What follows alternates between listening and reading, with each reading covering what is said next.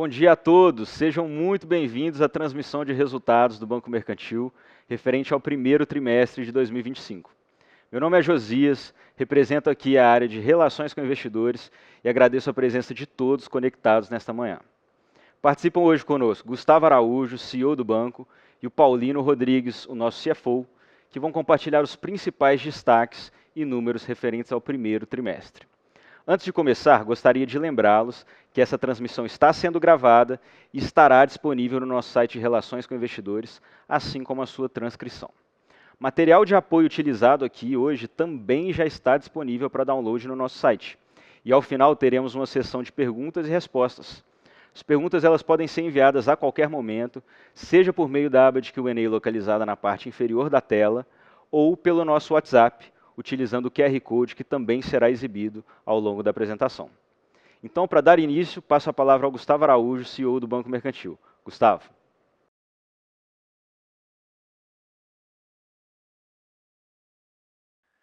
Obrigado, Josias. Muito bom dia a todos. Anunciamos hoje os resultados do Banco Mercantil do primeiro trimestre de 2025. Resultados, mais uma vez, sólidos, consistentes. Atingimos 241 milhões de reais, chegando ao ROI de 46%, sendo o 10º resultado trimestral recorde em sequência. A nossa originação do INSS foi 78% acima do primeiro trimestre do ano anterior, explicado por uma estratégia de distribuição própria, que serve o cliente no melhor canal da sua conveniência. Então, no físico, a gente expandiu para 24 novas cidades e 5 estados. E no digital, seguimos trabalhando fortes para levar cada vez mais comodidade e simplicidade para esse cliente, aonde quer que ele esteja. Então, essa forte combinação dos canais físicos e digitais nos levou a essa originação de consignado do INSS, que chegou a 4,3 bilhões no trimestre, que representa mais de 16% do share de mercado. Tudo isso levou a carteira de crédito a atingir 19 bilhões de reais, um crescimento de 27% quando comparado com o mesmo período do ano anterior, num CAGR de 25% já há alguns anos de observação, um CAGR bastante acima da média do mercado. Então a gente cresce em média o dobro do mercado e quando a gente olha para os nossos indicadores de inadimplência, esses são a metade da do mercado. Então, se a gente pegar recursos livres pessoas físicas, está perdendo em torno de 4,4, a nossa inadimplência over 90 foi 2,2. Então a gente cresce o dobro do mercado com a perda à metade. Então essa é a qualidade do crescimento do Banco Mercantil. E essa carteira de qualidade, que é sem dúvida nenhuma o nosso principal motor de resultados, impulsionou o lucro do banco, que saltou no período de 165 milhões para 241 milhões, então um crescimento de 46% no período. Então, mesmo com todas as complexidades macroeconômicas aí dos últimos períodos, registramos aqui, pelo menos nessas últimas 6 observações, retornos acima de 30%. Ou seja, para a gente aqui é mais que 2 vezes o custo de capital do banco, chegando agora a 46,4% nos últimos 12 meses. Então vamos falar como que esse resultado se dá. Então tentar explicá-lo também através dos nossos canais de distribuição. Quando a gente olha para a nossa presença física, expandimos no trimestre mais 24 cidades, com 25 novos pontos de atendimento, em 5 novos estados, que é um grande diferencial da estratégia do Banco Mercantil, que une a nossa placa de mais de 80 anos de história em cidades-chave com esse atendimento humanizado. Então, a gente consegue escolher essas cidades estrategicamente posicionadas para aumentar a nossa participação e o nosso share. Mas com um footprint muito mais eficiente quando comparado com a concorrência, devido principalmente, claro, à força da marca, mas também à nossa estratégia digital toda desenhada para impulsionar toda essa estratégia física. Então, um dos principais diferenciais competitivos do Banco Mercantil, a gente está falando aqui de mais de 3/4 da nossa originação de contratos, se dá por canais digitais. Então, end-to-end digital. Mais ou menos metade disso, 39%, se dá através do WhatsApp, e a outra metade, 39%, através do aplicativo do banco, que é desenhado para esse público 50+. Né? E o que significa, né, essa estratégia digital, toda essa penetração, essa contratação digital? Então, pelo lado do cliente, né, mais comodidade, mais conveniência, e pelo lado do banco, o que a gente chama de custo marginal de distribuição zero. Então, o mercado cujas margens estão tão apertadas, é fundamental a gente ter o menor custo de distribuição possível para crescer e crescer rentável. E, claro, a gente consegue crescer, aumentar o lifetime value desse cliente e também crescer a base de clientes, que já chega aí a mais de 9 milhões de clientes. Então, resumindo tudo que a gente viu aqui, lucro líquido, 241 milhões no período, crescimento de 46%, impulsionado por uma carteira de crédito que chegou a 19 bilhões, crescimento de 27%, impulsionada por uma originação trimestral recorde de 5,2 bilhões, um crescimento de 54%, com destaque para a carteira de consignado de 12,1 bilhões, que cresceu 42% no período, e com muita qualidade, a inadimplência 2,2, com queda de 0,4 pontos percentuais, quando comparado ao mesmo período do ano anterior. Então, como eu falei, o banco vem trimestre após trimestre crescendo o dobro do mercado ou mais, e tendo a perda aí a metade ou menos da metade do mercado. E o outro ponto de super destaque é a nossa receita de prestação de serviços, que atingiu 203 milhões de reais, um crescimento de 27%, quando comparado ao mesmo período do ano anterior, ou seja, proporcional, o mesmo número aqui, ao crescimento da carteira de crédito. Então, são produtos de assinatura, produtos recorrentes, uma receita saudável, que não aloca capital, vai direto para o bottom online e, principalmente, aumenta a fidelidade do cliente, reduz o churn desse cliente, e tudo isso somado leva, então, a esse ROI de 46,4%, com níveis de capitalização bastante adequados e folgados, de 16,4%, com a pequena queda aqui, também muito explicada pelas novas mudanças na metodologia 4966, que vamos ver agora na sequência. Bom, então para dissecar cada um desses números, vamos chamar aqui no palco o nosso CFO, Paulino Rodrigues. Muito bom dia.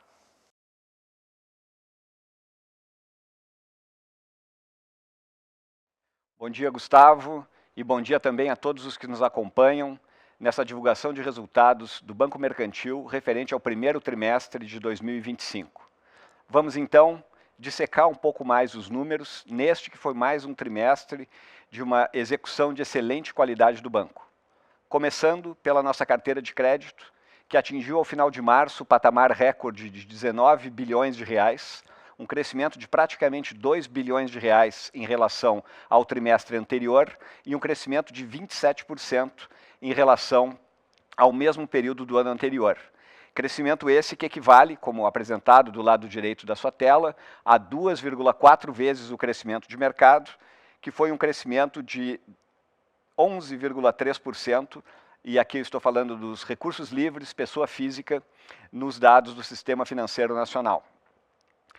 O principal motor para esse crescimento foi o crescimento da nossa carteira de consignado, formada maciçamente por consignado e INSS, que atingiu 12,1 bilhões de reais, o que representa um crescimento de 42%, em um período em que o crescimento de mercado foi de 10,8%. Portanto, o crescimento do banco foi praticamente 4 vezes o crescimento de mercado, especificamente na carteira de consignado e INSS, o que é o que determina o crescimento já mencionado anteriormente pelo Gustavo, da participação de mercado do banco na originação de crédito consignado e INSS, algo que falaremos um pouco mais adiante. O segundo destaque importante foi a originação da carteira de crédito pessoal não consignado, que atingiu um saldo ao final de março de 2,6 bilhões de reais. É uma carteira que tem uma característica complementar à renda do nosso cliente, então ela atende o cliente e ao mesmo tempo é uma carteira que possui spreads mais interessantes para o banco. As demais carteiras andaram praticamente de lado ao longo do período. São os casos da carteira PJ, da carteira de antecipação de saque aniversário FGTS e de outras carteiras de crédito que nós possuímos. Então, como se deu esse crescimento? Falando um pouco da originação, no gráfico do lado esquerdo da sua tela, uma originação recorde para o Banco Mercantil, atingindo mais de 5 bilhões de reais, praticamente 5,2 bi de reais, nesse primeiro trimestre de 2025, puxado, como eu já referi, pelo crédito consignado INSS. Cabe destacar que tivemos alguns acontecimentos ao longo desse primeiro trimestre que ajudaram nesse volume robusto de originação. Dentre eles, tivemos o que costuma acontecer sazonalmente nesse período, o aumento do salário mínimo, que valeu isso. Por que é importante? Porque aumenta a margem consignável dos clientes, permitindo, portanto, que os clientes tomem novas operações ou operações adicionais em cima desse limite consignável ampliado. Tivemos ainda, no mês de fevereiro, o aumento do prazo máximo das operações de crédito consignado INSS de 84 para 96 meses, fazendo com que aqui, pelo aumento do prazo, mantida constante a taxa, o principal que o cliente pode levar também aumenta. Então, isso permitiu uma aceleração na originação do consignado. E tivemos também alguns fatores que foram importantes para que nós pudéssemos também ampliar a oferta. Principalmente os dois aumentos de teto, em que pese o último ter acontecido no final de março, então, portanto, não produziu efeito sobre esse primeiro trimestre de 25, mas o primeiro deles, de 1,66 para 1,80, se deu no dia 9 de janeiro, e aí, portanto, deu tempo de que nós trabalhássemos essa carteira já na nova taxa teto de 1,80%. Então, todos esses movimentos combinados, é claro que tudo isso que eu falei vale para o Banco Mercantil e vale para o mercado como um todo. Nós tivemos uma execução extremamente boa nesse período, e o gráfico do lado direito ilustra isso, onde vemos a participação de mercado na originação do banco atingindo o patamar recorde de 16,2% de todo o consignado originado no Brasil nesse primeiro trimestre de 2025. Lembrando que a originação total de consignado nesse período foi de 26,7 bilhões, o Banco Mercantil ficando com 4,3 bilhões desse total. Nas demais carteiras, eu destacaria ainda, como fiz há pouco, a carteira de crédito pessoal, que também obteve, no primeiro trimestre de 25, uma originação recorde, atingindo 678 milhões de reais, e as demais carteiras com uma contribuição marginal. Lembrando ainda, como ilustramos aqui no lado direito da sua tela, que 100% da originação de crédito consignado do mercantil é feita através de canais próprios, e também que, como o Gustavo comentou anteriormente, que o digital responde cada vez mais pela originação do banco, tendo atingido, no caso do consignado, 74,4% nesse primeiro trimestre. Anteriormente foi referido um outro número de 78% que diz respeito à originação do crédito como um todo. Muito bem.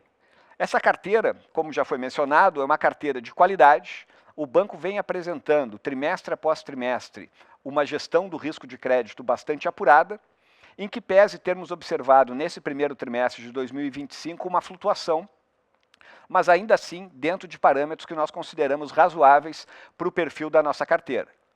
Cabe destacar ainda que nós vimos nesse primeiro trimestre de 2025 uma piora nos indicadores de mercado de maneira geral, algo ilustrado no gráfico no lado esquerdo da sua tela, onde a linha branca indica o total, pessoa física e jurídica, do Sistema Financeiro Nacional Recursos Livres, e a linha escura, mais acima, é a linha específica para pessoas físicas, também recursos livres na série do SFN. Então, observa-se ali um aumento em todas as linhas que compõem esse indicador, mas eu destacaria aqui algumas linhas em particular. Principalmente o crédito pessoal não consignado, em que a inadimplência de mercado passou de 5,9% ao final do ano passado para 6,7% ao final de março desse ano. Então, um aumento bastante expressivo aqui, de 80 pontos base.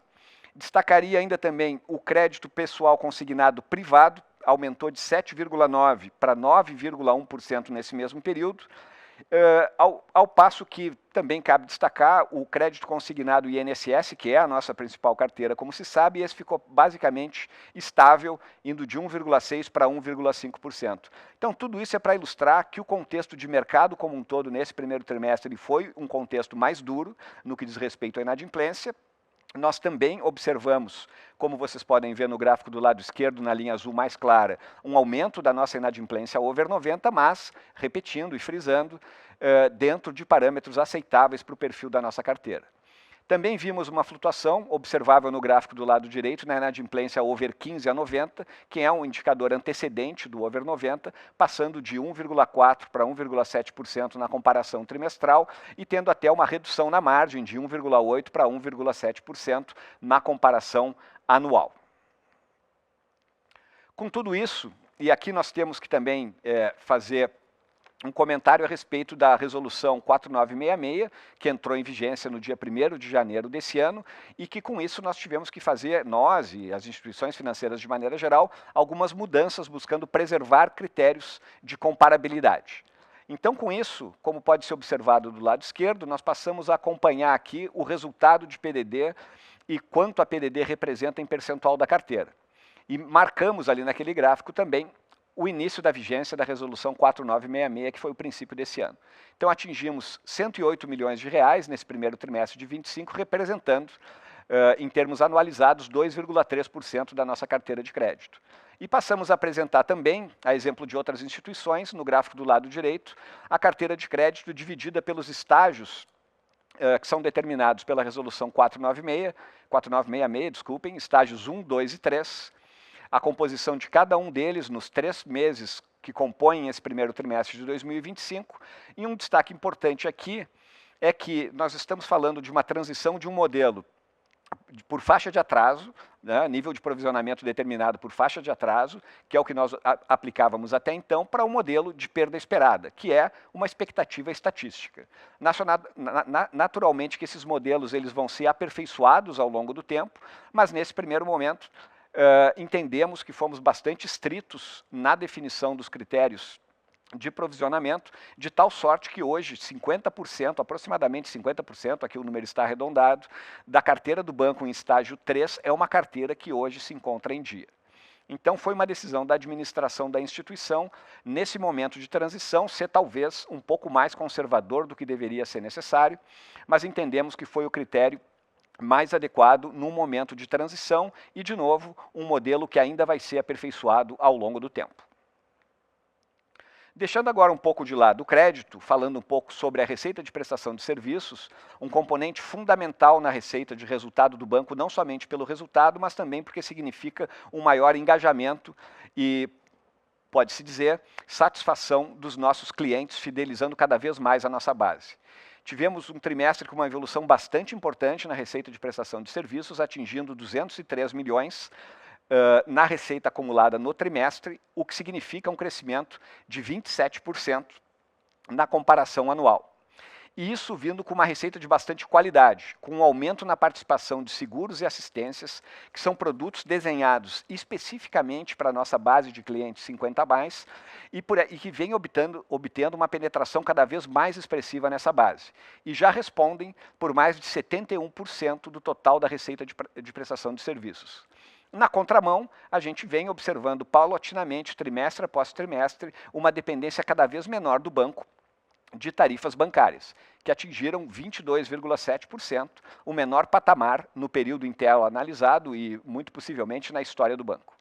Então, a receita de prestação de serviço, a gente sabe, ela é muito importante tanto pelo aspecto de fidelização, já referido, como pela receita e pelo fato de não alocar capital, ajudando nas métricas de rentabilidade do banco, que nós veremos na sequência. Falando agora um pouco do outro lado do balanço, do lado do passivo, né, como o banco se financia, nós tivemos aqui um crescimento de 1,7 bi no passivo, no saldo de funding observado na comparação trimestral.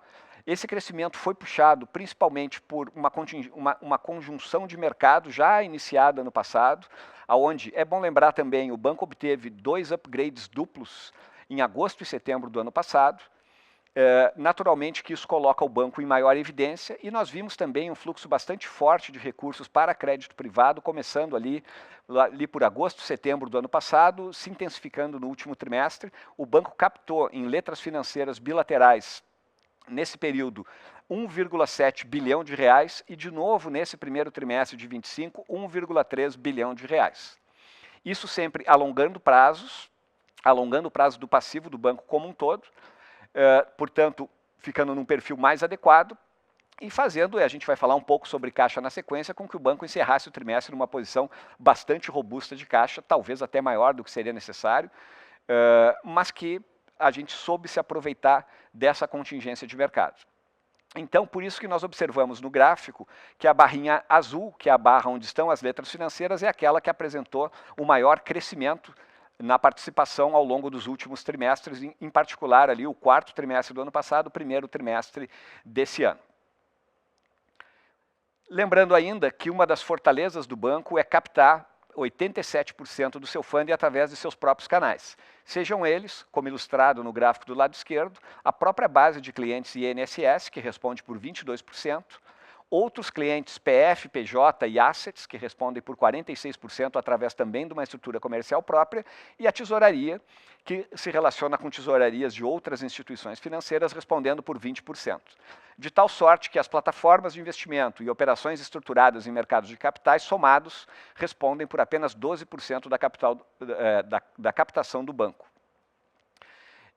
Falando em nível de caixa, o banco terminou o ano passado acima de 7,1 bilhão de reais, fazendo com que o indicador de liquidez de curto prazo, acompanhado pelo Banco Central, o Liquidity Coverage Ratio, atingisse um patamar recorde de 3,1 vezes o mínimo necessário regulamentar.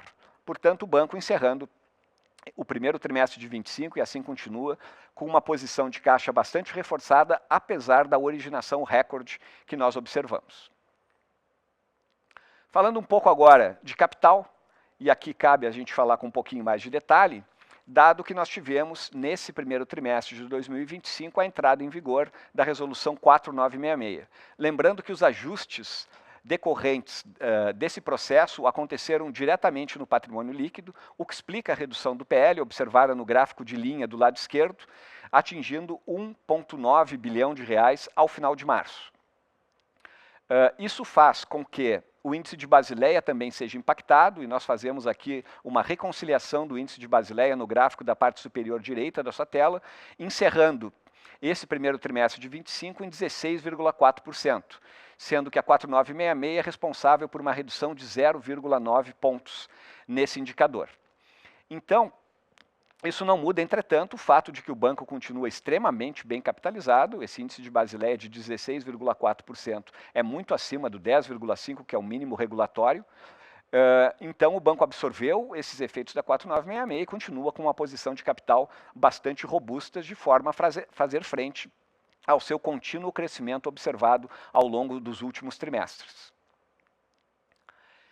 Falando um pouco aqui da perspectiva de como o banco tem se desenrolado em termos de crescimento ao longo dos últimos 3 anos, a gente gosta muito desse gráfico porque ele mostra a dinâmica de crescimento das receitas numa proporção muito maior do que as despesas ou mesmo o custo de captação, que com o cenário de rigidez monetária, ele tem feito com que o custo de captação tenha sido pressionado, né, com os aumentos seguidos da taxa Selic, fazendo com que aquela linha azul escura na parte inferior do gráfico tenha crescido continuamente. Aqui não são dados cumulativos, são dados trimestrais. Mas nós temos buscado compensar isso principalmente através de uma maior eficiência operacional, ilustrada na linha azul clara na parte intermediária do gráfico, que atingiu, e vejam a inclinação da curva, uma redução em relação ao quarto trimestre do ano passado, 762 milhões de reais nesse primeiro trimestre de 25. Isso é muito importante à guisa de introdução para o acompanhamento das metas de retorno do banco.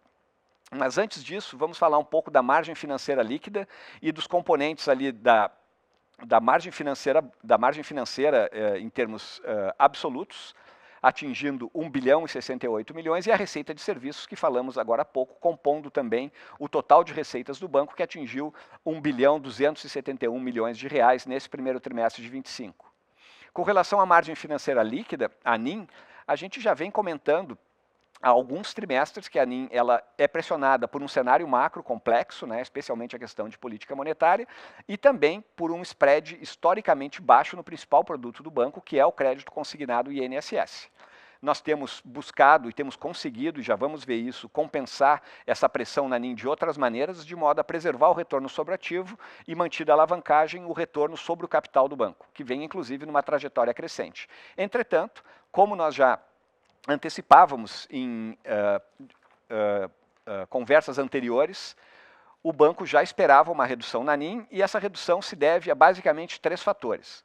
Um caixa proporcionalmente maior, o que conecta com a questão das captações que eu acabei de referir, as taxas de crédito marginalmente menores, também pressionando a NIM, e aqui tem também um efeito de mix, na medida em que o consignado e INSS, que tem uma taxa mais controlada, um teto mais restrito, ele ocupa, pela nossa dinâmica de crescimento, uma fatia cada vez maior da nossa carteira, então tem uma contribuição das taxas de crédito, e os spreads historicamente baixos que eu já referi, e obviamente, do lado da captação, o custo de captação, ele é naturalmente relacionado ao aumento do CDI. Então, à guisa de ilustração, o CDI over médio no quarto trimestre do ano passado foi 11,14% e no primeiro trimestre desse ano foi 12,95%, apenas como forma de ilustrar essa pressão no custo da captação. Então são basicamente esses 3 fatores somados que determinam aquela redução de NIM que nós vimos, ainda assim uma NIM bastante saudável, acima de 18%, 18,4%, mas que nós observamos nesse primeiro trimestre de 2025. Como comentado anteriormente, os ganhos operacionais que ilustramos há 2 telas atrás, assim como uma gestão de risco de crédito bastante estrita e eficiente, tem nos permitido compensar essas variações na NIM, de tal sorte que, conforme vocês podem observar no gráfico do lado direito, o ROA até mesmo cresceu nesse primeiro trimestre de 2025, 10 pontos base, atingindo 13,5%, o que é um dos maiores ROAs da indústria no Brasil. Isso multiplicado pela alavancagem nos leva ao ROAI do gráfico do lado esquerdo, que atingiu, conforme já apresentado anteriormente, 46,4% nesse primeiro trimestre de 25. Aqui, entretanto, é importante destacar que nós tivemos, como eu mencionei há pouco, o efeito dos ajustes propiciados pela entrada da Resolução 4966. Se nós fizermos, por assim dizer, uma normalização de modo a preservar a comparabilidade desses últimos trimestres apresentados em tela, nós estaríamos falando de um ROAI de 42,2%, portanto, expurgando os efeitos da 4966. Ou seja, no frigir dos ovos, o Banco Mercantil apresentou mais um trimestre melhorando o seu desempenho operacional, como ilustrado pelo ROA, o crescimento bastante expressivo de 41,3 para 46,4 se deve, em grande medida, pelos ajustes propiciados pela Resolução 4966, mas mesmo retirando os efeitos desse ajuste, ainda assim o banco apresentaria um aumento de ROI para 42,2%, mais um incremento trimestral, a exemplo do que viemos apresentando ao longo dos últimos trimestres. Com isso, então, encerro a minha apresentação e devolvo a palavra para o Josias para que nós possamos passar, então, a nossa sessão de perguntas e respostas. Muito obrigado. Josias, por favor.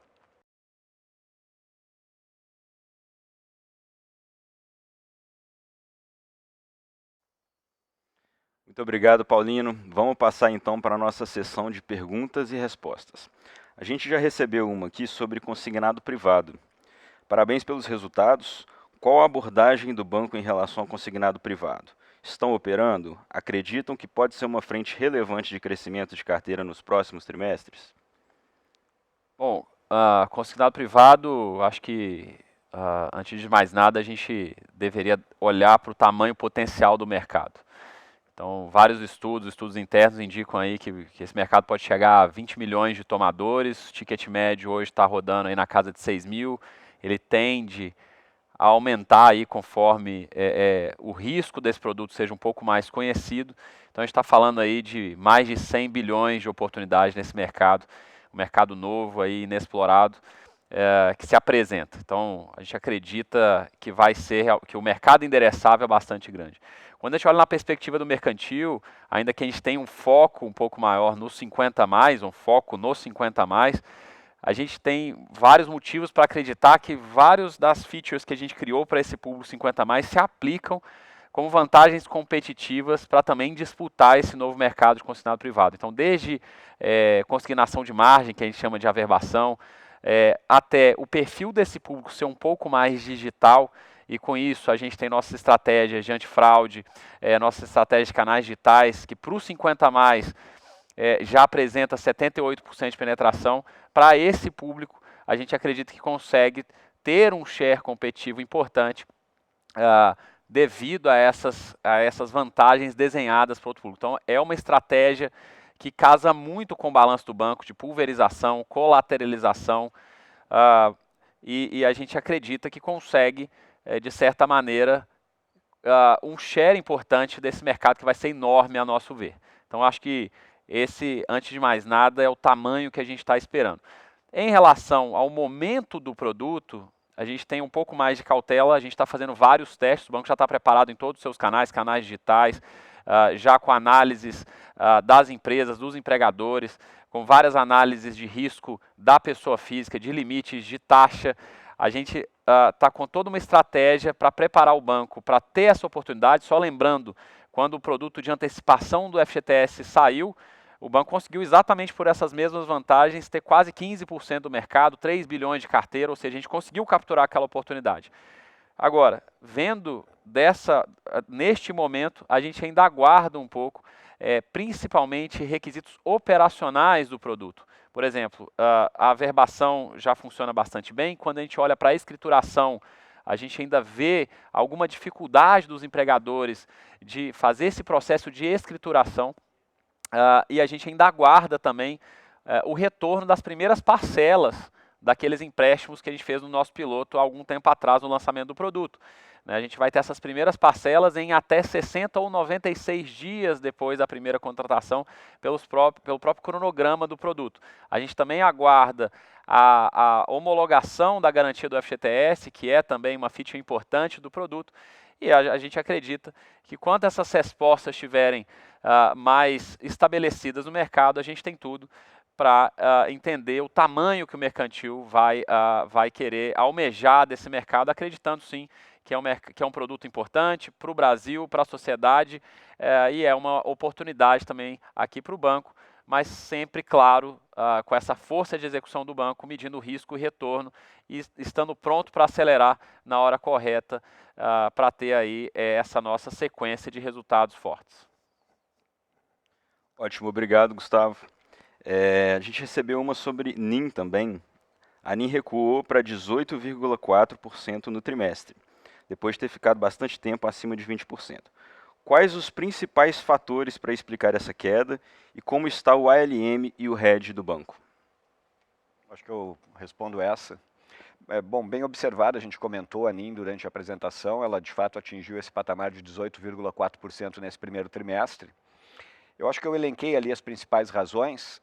Eu complementaria dizendo, então, buscando de volta essas principais razões. Primeiramente, o cenário monetário, né, o aumento da taxa Selic, algo antevisto e comentado aqui nas reuniões de resultado, reuniões com analistas em trimestres anteriores.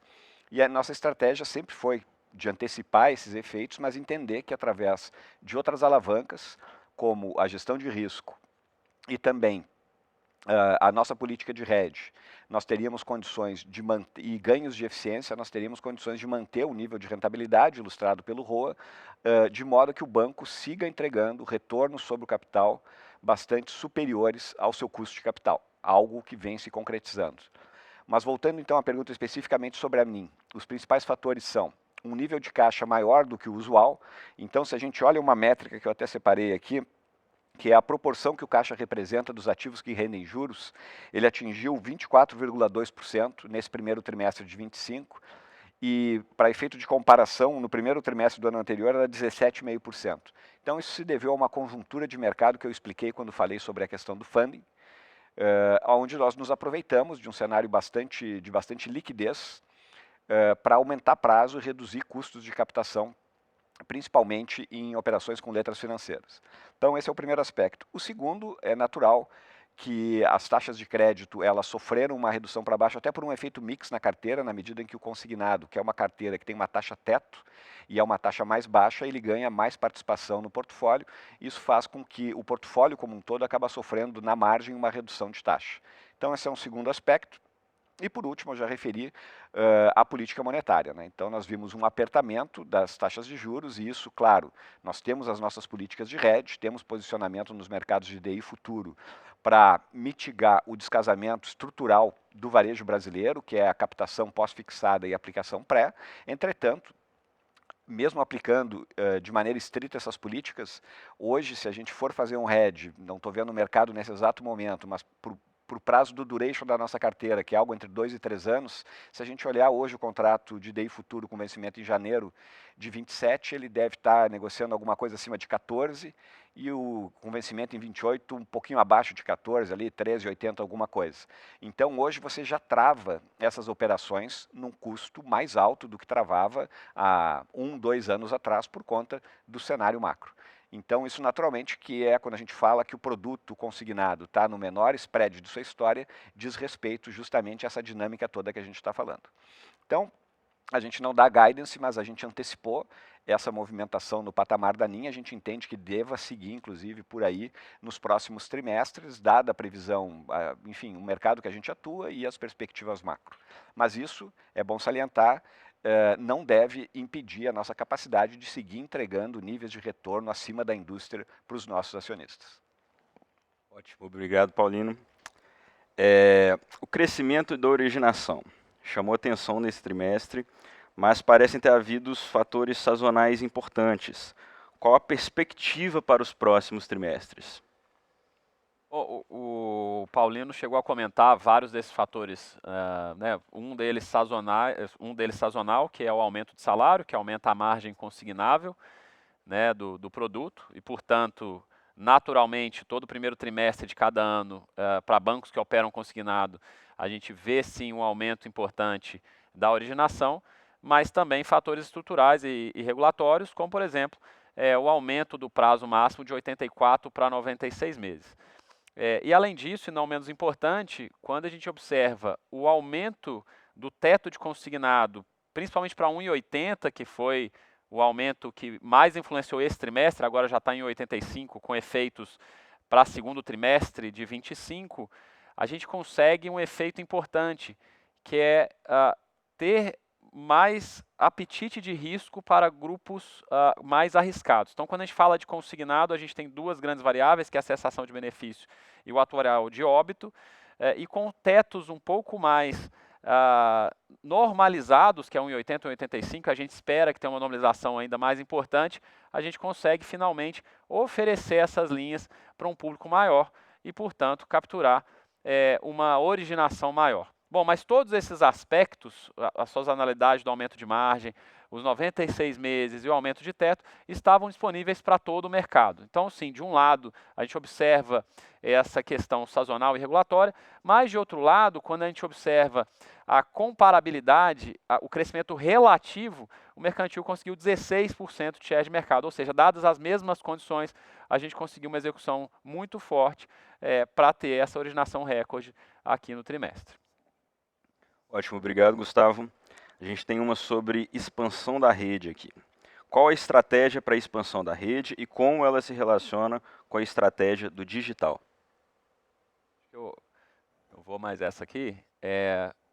Fundamentalmente, se a gente comparar as macroestratégias, né, do Banco Mercantil contra os bancos de mercado, a gente vai observar que os bancos de mercado têm o principal fator de clusterização de clientes, a renda. Então, um cliente com 20 anos e um cliente de 80 anos com a mesma renda, normalmente são atendidos no mesmo segmento. Quando o mercantil se propõe a ser o banco dos 50 a mais, ele olha para o cliente de outra forma. Então, um fator preponderante são modos de uso, e a idade é muito importante aqui, obviamente. E quando a gente clusteriza esses clientes, e claro que o fator idade é um fator super importante aqui para a gente observa que tem clientes de determinadas faixas etárias que vão preferir um atendimento humano, um atendimento presencial. Isso é fundamental na perspectiva de clientes. Então, esse é um ponto que faz com que ter presença física seja importante para poder ter uma estratégia abrangente para 50 a mais. Então, esse ponto é fundamental. O segundo ponto, regulatório. O mercantil tem posição de destaque em vários lotes do leilão. E para executar direito de pagamento de benefício, a gente precisa dar, justamente por esse motivo, a conveniência do cliente, isso por força de edital público, dele poder sacar esse recurso num ponto de atendimento.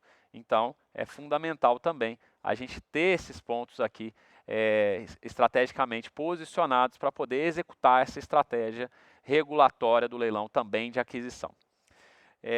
Por fim, quando a gente fala de físico, a força da marca de 80 anos, nos municípios que para a gente vale a pena, quando a gente olha número de habitantes, número de aposentados por habitantes, PIB, demografia, a gente sabe que a força da marca chegar em municípios, o cliente entende que aquele banco está ali na comunidade, na sociedade, e faz com que a penetração de share seja muito importante. Então, ora, um banco que tinha uma atuação basicamente sudeste, alguns anos atrás, chegou a ser o quinto maior e é hoje o quinto maior pagador de benefício. O grande desafio, a grande oportunidade do banco foi pensar, olha, e se a gente conseguisse expandir essa estratégia para todo o país?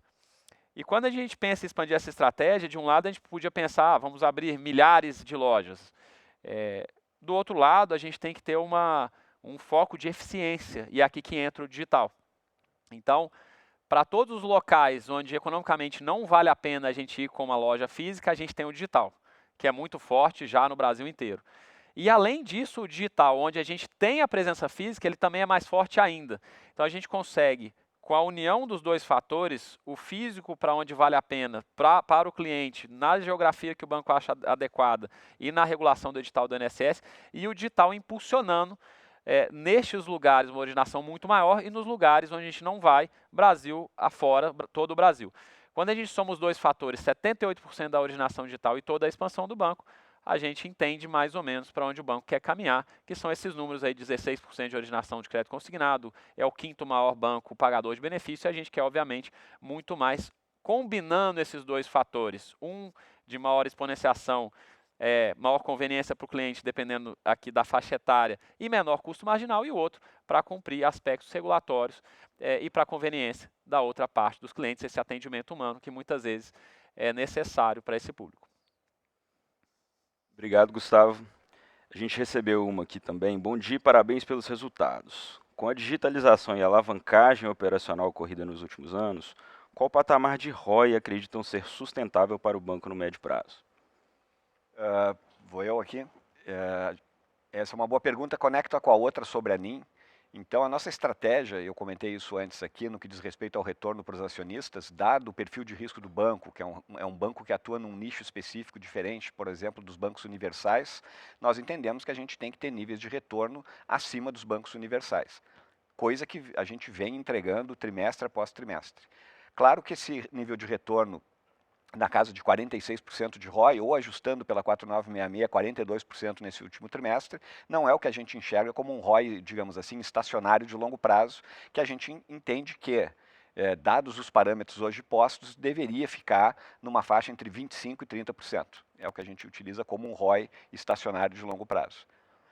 Para esse ano, de novo, a gente não dá um guidance especificamente, mas a gente entende que a continuidade do que a gente viu nesse primeiro trimestre é algo que a gente possa esperar. Então, a NIM rodando aí nesse patamar de 18, talvez 17 alto, aí nesse nível, e os níveis de retorno similares ao que a gente viu nesse primeiro trimestre.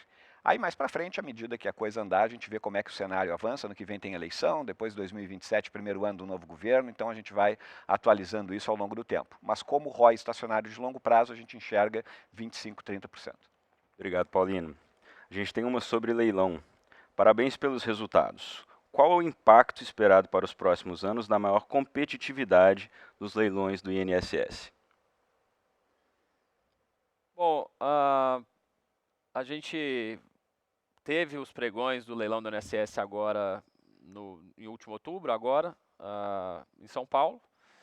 E apesar da gente ter tido, sim, mais entrantes, no final das contas, para o mercantil, o que a gente observou foi o preço final muito menor do que aquele preço do mercantil há 5 anos atrás. Então, em que pese a competitividade ter sido maior, o banco tem uma posição de relevância, ali essa posição não muda para os próximos 5 anos, então a gente tem uma posição de destaque em vários lotes, primeiro, segundo ou terceiro na maioria deles, e com preço muito mais acessível para o banco. Então, neste aspecto, a gente acredita que a competição já está posta.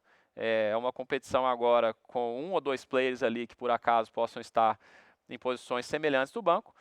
E a gente acredita que para os próximos 5 anos a gente terá aí essa posição de destaque. Então esse é um primeiro ponto. E o segundo ponto, as estratégias de aquisição de clientes fora do fluxo de leilão são cada vez mais fortes, e isso muitas vezes respondido pela própria expansão física e muitas outras pela forte exponenciação digital do banco, também para aquisição de clientes, aí, através de marketing performance, toda a nossa estratégia de branding, de também trazer esse cliente aqui para o nosso funil de conversão, e além de tudo, toda a nossa estratégia de produtos, para que ele possa encontrar no banco todos os produtos à sua melhor conveniência, para poder ficar bastante tempo aqui com a gente, gerando o que a gente chama de lifetime value. Então fica muito tempo, churn mais baixo e um nível de cross-sell bem interessante. Obrigado, Gustavo. A gente vai caminhando para o final da nossa apresentação. Eu tenho mais uma pergunta. Alguma colocação de dívida no mercado de capitais no horizonte? Essa é comigo. Sim, o banco, embora a gente tenha, como mostramos ali, o grosso da captação feito por canais próprios, a gente gosta de estar presente no mercado de dívida periodicamente para ficar no radar do mercado. A gente acha que isso é saudável para os analistas nos acompanharem. Então, nesse sentido, a gente deve vir a mercado. Não posso antecipar ainda volume, formato da operação. A gente está, nesse instante, trabalhando nessa avaliação, mas devemos vir a mercado final do segundo tri, começo do terceiro, com uma nova estrutura. Bom, caminhando agora para o encerramento da nossa transmissão, eu queria novamente agradecer ao Gustavo, ao Paulino, pelas apresentações, e aproveito para deixar um convite especial. No começo de maio, nós publicamos o nosso relatório de sustentabilidade referente ao ano de 2024. Esse material ele reúne as principais iniciativas do banco nas frentes ambiental, social e também de governança. Ele já está disponível lá no site de Relações com Investidores, então fica aqui o convite para que todos vocês acessem e conheçam esse conteúdo. Mais uma vez, obrigado pela presença de todos e desejo um ótimo dia.